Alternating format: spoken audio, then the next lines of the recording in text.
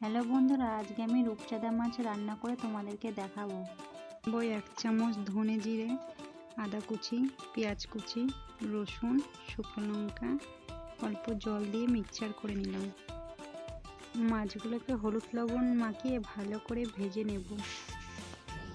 বেগুনগুলোকে বড় বড় সাইজের কেটে নিলাম। তারপরে তেলে হালকা করে আমি বেগুনগুলোকে ভেজে নেব। তো দেখো, এখানে আমার বেগুনগুলো ওই তেলেই পেঁয়াজ ভেজে নেব। দেখো আমার পেঁয়াজগুলো ভাজা হয়ে গেল। তার মধ্যে ঢেলে দিলাম মিক্সচার করা মশলা, টমেটো কুচি দিয়ে ভালো করে তরকারিটাকে আমি কষিয়ে নেব। তরকারি সিদ্ধ হওয়ার জন্য পরিমাণ মতন জল দেব। সিদ্ধ হয়ে গেল, তার মধ্যে দিয়ে দিলাম মাছ ভাজা ও বেগুন ভাজা। তো বন্ধুরা, আমার ভিডিওটা যদি তোমাদের ভালো লেগে থাকে তো লাইক, কমেন্ট, শেয়ার করো। তরকারি হয়ে গেল, ওপর থেকে একটু গরম মশলা দেব।